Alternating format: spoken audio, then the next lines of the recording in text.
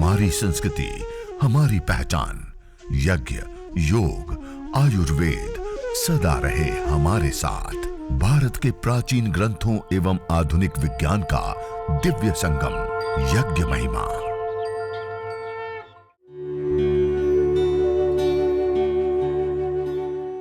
भारतीय संस्कृति में यज्ञ, योग एवं आयुर्वेद जैसी अमूल्य विद्याएं हैं, जिसका मूल है वेद। इतिहास की ओर दृष्टि डालें तो भगवान राम, भगवान कृष्ण से लेकर राजा महाराजाओं, ग्रामवासियों व अरण्यवासी ऋषियों की कुटियों तक नित्य व नैमित्तिक यज्ञों का प्रचलन देखने को मिलता है।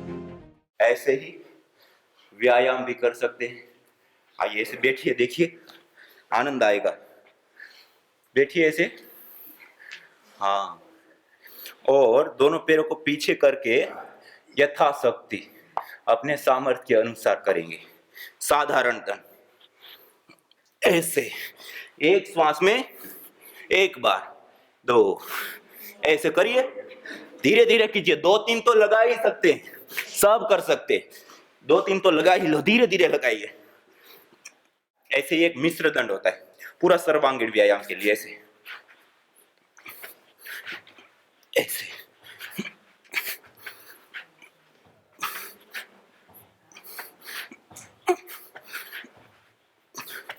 ऐसे थोड़ा थोड़ा व्यायाम भी जरूरी होता है। चलो ऐसे बैठिए मेरी तरह, वज्रासन में ऐसे बैठिए। दोनों हाथों को घुटनों पर, मेरुदंड सीधा, दोनों पैरों के अंगूठे आपस में मिले हुए और एडी खुली और उसके बीच में बैठ जाते। ऐसे लंबा गहरा श्वास भरिए, छोड़िए।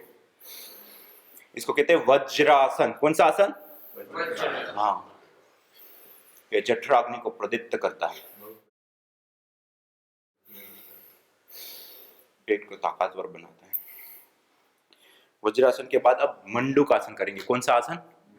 मंडूकासन में अंगूठे को अंदर बंद करके मुट्ठी बंद करते हैं और नाभि की दोनों साइड लगाते हैं।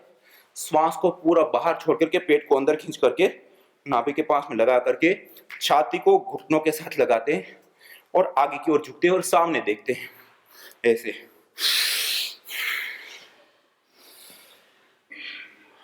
ऐसे इसको कहते हैं मंडूकासन।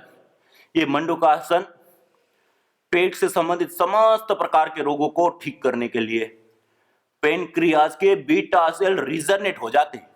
जो डायबिटिक पेशेंट होते हैं नॉन डायबिटिक हो जाते हैं यदि इस प्रकार मंडूकासन में एक बार जाने के बाद 5-5 मिनट रुक करके रहते हैं और 5-5 बार सुबह और सायंकाल करते हैं, आधा घंटा कपालभाति करते हैं, मधुनासिनी और मधुकृत का सेवन करते हैं, मधुइष्टि से हवन करके और उसकी धुनी में ये व्यायाम, आसन और प्राणायाम का अभ्यास करते हैं। कितनी भी बड़ी मात्रा में, कितनी भी बुरी अवस्था में डायबिटीज की प्रॉब्लम हो, वो भी क्योर हो जाती है। हाँ, फिर वापस आइए। ये डायबिटीज के लिए अद्भुत। जिनको कॉन्स्टिपेशन की समस्या है, कब्ज की समस्या है, जिनको गैस बनती है बहुत ज्यादा, उन सब के लिए ये मंडूकासन अमृत के तुल्य है, अद्भुत लाभकारी है। ऐसे जाकर के जितना ज्यादा रुक पाते हैं रुकने का प्रयास करते हैं और धीरे धीरे अभ्यास बढ़ाते हुए विशेष लाभ उठाने के लिए जो 50-50 यूनिट से लेकर के 80-80 यूनिट इंसुलिन लेते हैं, उनकी इंसुलिन भी 3 से 7 दिन में छूट जाती है इतना अभ्यास करने से। कितने दिन में? हाँ, फिर वापस आ जाइए। एक बार और कीजिए।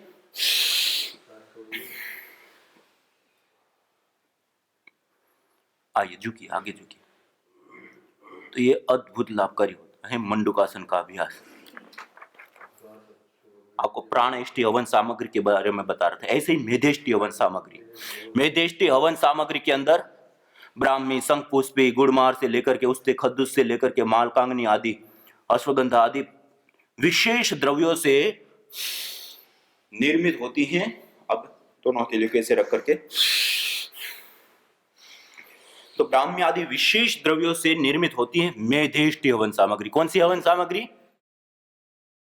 और उस मेधेष्टि हवन सामग्री से हवन करने पर सिनेमेल्डिहाइड, प्रोटोनोलेक्टोन जैसे विशेष कंपोनेंट्स मॉलिक्यूल्स जनरेट होते हैं।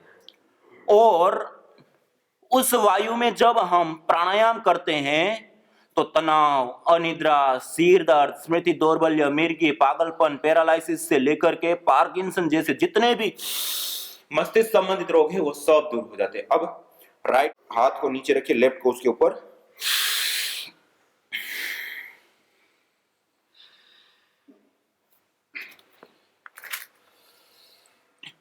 इसी प्रकार से पित्तेष्टि हवन सामग्री, जितने भी पित्तज रोग होते हैं, एसिडिटी, अधिक गर्मी, अधिक पसीना व शरीर में गंध आना, त्वचा, आंख, छाती आदि में जलन होना, अधिक किल, मुहासे आदि निकलना, असमय में बाल सफेद होना, बालों का झड़ना, आंखों की रोशनी का कम होना, ये सारे पित्तज रोग होते हैं। और इन पित्तज रोगों को ठीक करने के लिए जो कंपोनेंट्स हमें चाहिए, सेस्मिन, लाइकोक्सेप्थिन, सेरोटोनिन, अद्भुत तत्व होते हैं, वो सब उस हवन सामग्री से हवन करने पर हमें मिल जाते हैं। अब मंडूकासन के बाद शशक आसन। लंबा गहरा श्वास भरते हुए दोनों हाथों को ऊपर उठाइए। ये मस्तिष्क को रिलैक्स करने के लिए बहुत अद्भुत लाभकारी आसन होता है। अब आगे जाकर के सिर को जमीन के ऊपर टिका करके बिल्कुल शरीर को ढीला छोड़ देंगे। बिल्कुल शरीर को ढीला छोड़ दीजिए।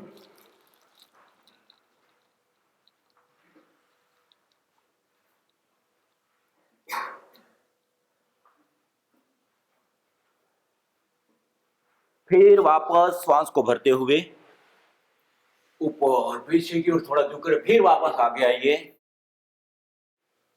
आइए, पूरे शरीर को बिल्कुल ढीला छोड़ दीजिए।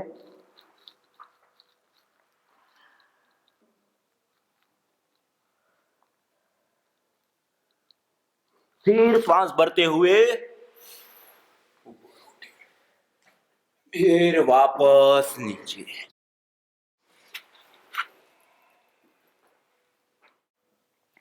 फिर वापस ऊपर और दोनों साइड से दोनों हाथों पर नीचे। ऐसे मंडूकासन के बाद शशकासन, शशकासन के बाद वक्रासन और गोमुखासन। एक बार गोमुखासन कीजिए। दोनों पैरों को पहले ऐसे सीधा कर देते हैं। फिर पहले लेफ्ट पैर को ऐसे मोड़िए और उसके ऊपर ऐसे बैठ जाइए। और फिर राइट पैर को उसके ऊपर से ऐसे मोड़िए और दोनों पैरों के बीच में ऐसे बैठने का प्रयास कीजिए। अब जो पैर ऊपर हैं उसी हाथ को ऊपर से, और जो पैर नीचे हैं उस साइड के हाथ को नीचे से, दोनों को पीछे ले जाते हैं और दोनों को ऐसे आपस में पकड़ लेते हैं ऐसे। अब इस आसन में बैठ करके हम कपालभाति भी कर सकते हैं और धीरे धीरे लंबा गहरा श्वास भरना छोड़ना भस्त्रिका भी कर सकते हैं। करिए, सब लोग कीजिए। जिन्होंने पड़ोसी का भी खाना खा लिया है उसके हाथ अब पीछे। हाँ, अभी हमें कम करना है, हल्का करना है ना वजन। हाँ, ऐसे करिए, कपालभाति कीजिए धीरे धीरे। एक गोमुखासन अद्भुत लाभकारी होता है। तो इस प्रकार से ये गोमुखासन। फिर वापस आ जाइए और अपोजिट दिशा में। अब राइट पैर को नीचे करेंगे, लेफ्ट पैर को ऊपर लाएंगे।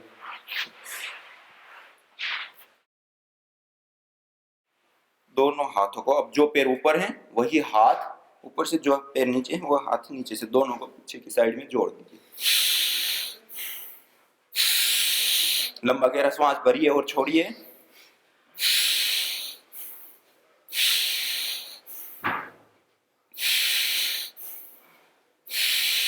लंबा गहरा श्वास भरना छोड़ना, ऐसे ये गोमुखासन का अभ्यास अद्भुत लाभकारी होता है।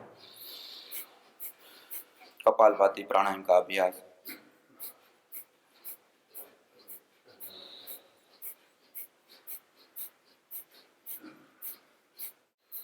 ये अभी जो हम योगाभ्यास कर रहे हैं, बेशक इतनी हल्की हल्की सी धुनी हो रही है, लेकिन ये पूरे वायुमंडल को मेडिकेटेड बना देती है। क्या बना देती हैं?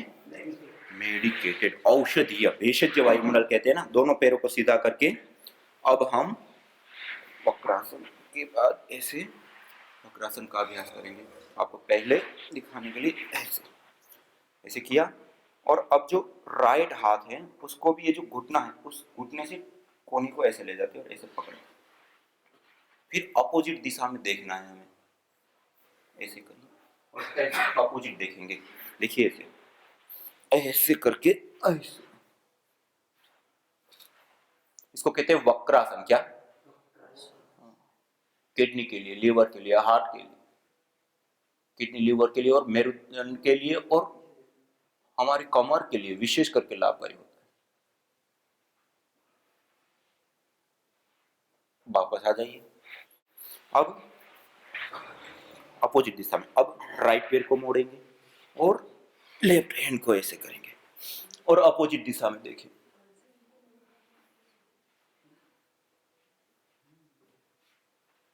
ये वक्रासन का अभ्यास। ऐसे महत्वपूर्ण कुछ आसन होता है, मंडूकासन, शशकासन, वक्रासन, गोमुखासन। इन आसनों का अभ्यास हमें प्रतिदिन करना चाहिए। आइए सब लोग सीधे बैठ जाइए। 2-4 आसनों का हमने अभ्यास किया। अब हम दोनों हाथों को सीधा रखते हुए अब हम भस्त्रिका प्राणायाम का अभ्यास करेंगे। कौन सा प्राणायाम?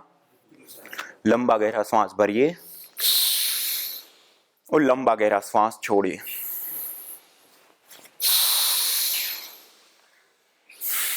मंद गति, मध्यम गति या तीव्र गति, गति का चयन अपनी शक्ति और सामर्थ्य के अनुसार करेंगे।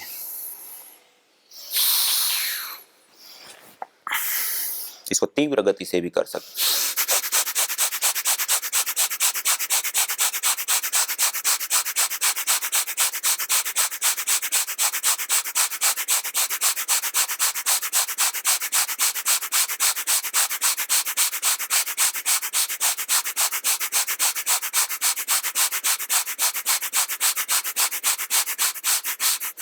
ऐसे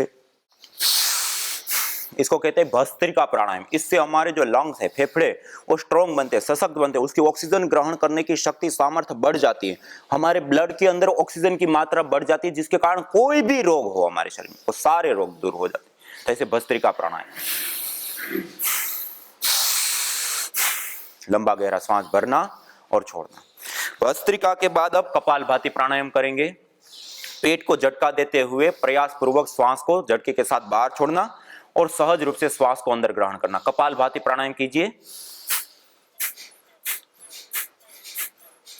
कपालभाति भांति भांति की भ्रांतियां, भांति भांति के रोगों को दूर करता है। यह अद्भुत प्राणायाम है कपालभाति प्राणायाम।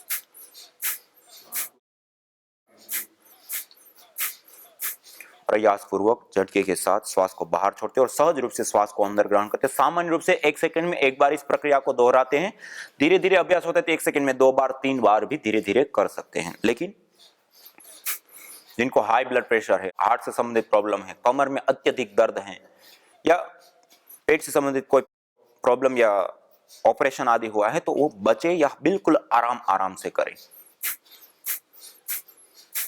निरंतरता के साथ, सहजता के साथ, एकाग्रता के साथ। प्राणापान गतिरुद्धा प्राणायाम परायण। जिस प्रकार प्राणायाम परायण व्यक्ति हो जाता है, प्राणायाम करता है, तो इस प्राणायाम को प्राणायाम परमम तप, ये प्राणायाम परम तप कहा गया है। और उस प्राणायाम रूपी तप को करने से, जैसे उदाहरण के लिए जैसे लोहा, सोना, चांदी आदि धातुओं को जब हम खदान से निकालते हैं तो बहुत अशुद्ध होती है। क्या होती हैं? अशुद्ध होती है। और उन धातुओं को जब हम तेज गर्मी में तपाते हैं तो वो शुद्ध हो जाती है। ऐसे ही इस प्राणायाम रूपी तप से अपने तन को तपाने से हमारे इस तन के और मन के जितने भी विकार होते हैं सारे विकार समाप्त हो जाते हैं। यह अद्भुत प्राणायाम है। आदि और व्याधि दो शब्द आपने सुना होगा। आदि होती है मन से संबंधित समस्या और व्याधि होती है तन से संबंधित समस्याएं। प्राणायाम करने से आदि और व्याधि दोनों से मुक्ति मिल जाती है, तन और मन दोनों संबंधित समस्याएं दूर होती है। पेट को झटका देते हुए सहजता पूर्वक और पूरा रिलैक्स होकर के, कोई स्ट्रेस नहीं, कोई तनाव, पूरी सहजता पूर्वक करते हैं। ये प्राणायाम का अभ्यास, ये कपालभाति प्राणायाम विशेष रूप से हमारे जो भीतर के ऑर्गन्स होते हैं, हार्ट, लीवर, किडनी, पेनक्रियाज, इंस्टेटाइन से लेकर के अलग अलग जो हमारे भीतर के जो ऑर्गन्स हैं, पार्ट हैं, उसको ताकतवर बनाता है, शक्तिशाली बनाता है, उसके अंदर जीवनी शक्ति का संचार करता है। तो ऐसे कपालभाति प्राणायाम अद्भुत लाभकारी प्राणायाम होता है। जिनको हम बड़े रोग कहते हैं ना, दुस्साध्य रोग कहते हैं, केवल कपालभाति और अनुलोम विलोम करने से भी वो ठीक हो जाते हैं, लेकिन करना पड़ता है अच्छी तरीके से, लंबे समय तक कर सकते, धीरे धीरे अभ्यास बढ़ा करके। जैसे कपालभाति प्राणायाम का अभ्यास सहजता पूर्वक, निरंतरता पूर्वक हम लगातार कपालभाति प्राणायाम का अभ्यास थोड़ी देर के लिए 5 मिनट के लिए निरंतर कीजिए। यह अद्भुत लाभकारी होता है, पूरा हमारे तन में और मन में संतुलन स्थापित करता है। तो हम यज्ञ के बारे में भी थोड़ा थोड़ा आपको बता रहा था। एक संततेष्टि हवन सामग्री होती है जो हमारे धातुओं के पोषण के लिए विशेष करके लाभकारी होती है। स्वाम ओम आदि को स्ट्रॉन्ग बनाने के लिए, सशक्त बनाने के लिए, निसंतानता, बंध्यत्व आदि हो, संतान की प्राप्ति ना हो, तो उनके लिए विशेष करके लाभकारी होती है। उसके अंदर जब संततेष्टि से हवन करते हैं ना, तो उसके अंदर आर लिमोनिन, बेटा मेथासोन एसिटेट, फोलिक एसिड, ये कुछ ऐसे मॉलिक्यूल्स, कंपोनेंट्स होते हैं जो इन बीमारियों को ट्रीट करते हैं, ठीक करते हैं। आपको एक घटना बताऊं, हम जिस रामायण का अध्ययन करते हैं उसमें प्रभु श्री राम, लक्ष्मण, भरत, ऐसे जो पुत्र रत्न कहे जाते हैं, उनका जन्म किस माध्यम से हुआ था पता है आपको? महर्षि सिंह के पौरोहित्य में राजा ने विशेष पुत्रेष्टि यज्ञ कराया। कौन सा यज्ञ? और उस पुत्रेष्टि यज्ञ का परिणाम था प्रभु श्री राम। आज भी हम उसको पूजते हैं, आज भी हम उसको भगवान की तरह मानते हैं। लाखों साल हो गए, 5 लाख से अधिक समय हो गया। और हमारे आयुर्वेद आदि ग्रंथों में भी इस प्रकार का विशेष वर्णन आता है कि निसंतानता, पुत्र सुख ना होना, ये प्रारब्ध जनित दोषों से भी होता है, शरीर के अंदर अलग अलग बीमारियों के कारण भी होता है, और भी अलग कारण हो सकते हैं। लेकिन उनके समाधान के रूप में कुछ औषधियों का सेवन के साथ साथ वहां पर प्रधान रूप से कहा कि वेद विहित यज्ञों का हम अनुष्ठान करें तो इन समस्याओं से, इन बीमारियों से मुक्त होकर के हम, इसलिए तो वेद में कहा पुत्र कामो यजेत, पुत्र मानी संतान, पुत्र कामो यजेत, जो संतान चाहता है वो यज्ञ करे। आज हमारे पास इतने सारे ऐसे केस हैं कि जिनको संतान ना होने के कारण बहुत ही दुखी, बहुत पीड़ित, और उन्होंने जब अपने जीवन में यज्ञ को अपनाया, प्रतिदिन एक अनुष्ठान की भांति हवन किया, किसी को 6 महीने, किसी को साल, किसी को 2 साल में उनके घर के अंदर उनको पुत्र रत्न प्राप्त हुए, संतानें प्राप्त हुई। मैं आपको एक घटना बताता हूं। मुंबई में मीरा रोड के ऊपर हमारे आदरणीय डॉक्टर तारा सिंह जी, वहां पे एक हॉस्पिटल है, केवल वहां पे यज्ञ चिकित्सा होती है। क्या होती है? पूरा हॉस्पिटल है, विदेशों से भी वहां पर लोग आते हैं, छोटा सा है, लेकिन वहां पर वो दवाई खाने के रूप में आप उस हॉस्पिटल में जाओगे तो एक टेबलेट नहीं रखते ना देते। आओगे तो आपको यज्ञ कराया जाएगा, यज्ञ में बिठाया जाएगा, उसी में प्राणायाम आदि जो भी है वो कराया जाएगा और सभी रोगों का उपचार होता है। उस समय वहां पर एक माता जी आई, उनको 40 साल हो चुके थे उनको पुत्र नहीं हो रहा था, शादी के 40 साल, आप विचार कीजिए कितनी उम्र हो गई। और उस समय उनको यही यज्ञ करने के लिए कहा, विशेष जड़ी बूटियां और उसके साथ एक अनुष्ठान की बात, यज्ञ और प्रार्थना करने के लिए कहा। उस माता जी ने लगातार 1 साल से ऊपर कुछ महीने तक यज्ञ किया। उसके बाद ये जो अभी आप लोग यहाँ पे अलग अलग चिकित्सा लेते हैं, स्टीम से लेकर के जो शरीर के शोधन की प्रक्रिया होती है, वो प्रक्रिया एक बार वहीं पे कराया। 40 साल के बाद उनका मासिक चालू हो गया। 3 महीने के बाद वो प्रेग्नेंट हुई और 9 महीने के बाद जब उनको संतान की प्राप्ति हुई, भगवान ने उनको जुड़वा 2, एक बेटा और एक बेटी दिया। यज्ञ चिकित्सा से ऐसे परिणाम भी हमने देखे।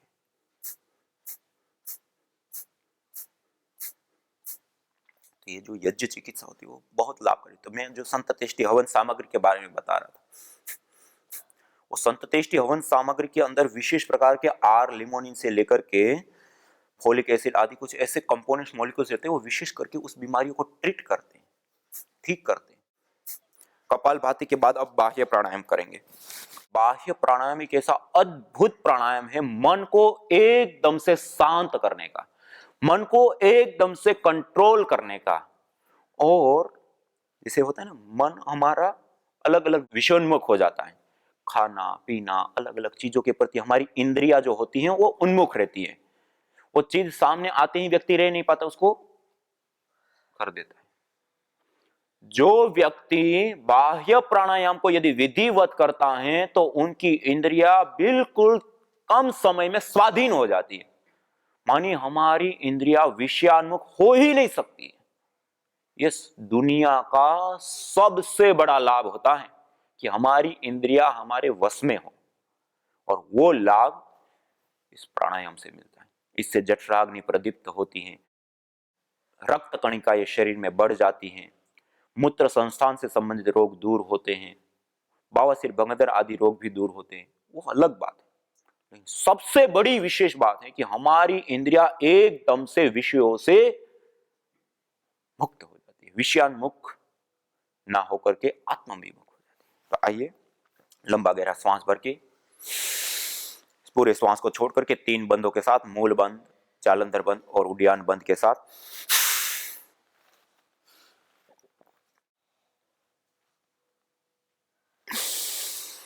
फिर से श्वास भर लीजिए।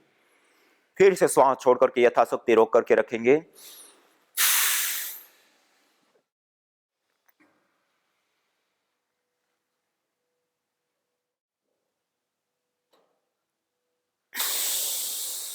फिर से श्वास भर लीजिए, एक बार और कीजिए।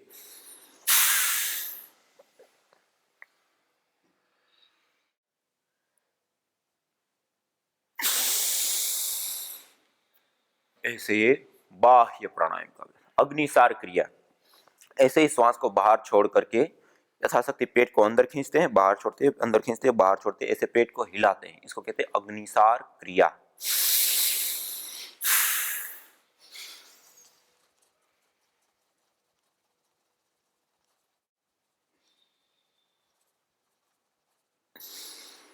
ये पेट के लिए, हाथों के लिए विशेष करके लाभकारी होता है। अब करेंगे उज्जाय प्राणायाम, गले के लिए, थायराइड के लिए, गले से संबंधित जितनी भी ग्रंथियां उसको एक्टिव करने के लिए, जिनको शरीर में अधिक कफ बनता हो, खांसी हो या अलग अलग प्रकार की ऐसी कफ से संबंधित बीमारियां हो, उन सब के लिए विशेष करके लाभकारी हो। हमारा स्वर स्ट्रॉन्ग बनता है, सशक्त बनता है, अच्छा बनता है।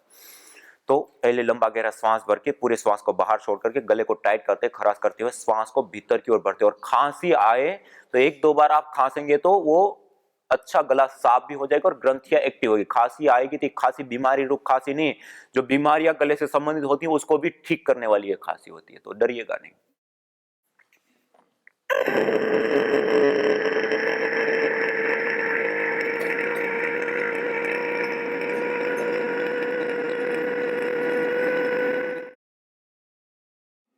फिर श्वास को बाहर छोड़ दीजिए, दाईं नासिका को बंद करके बाईं नासिका से।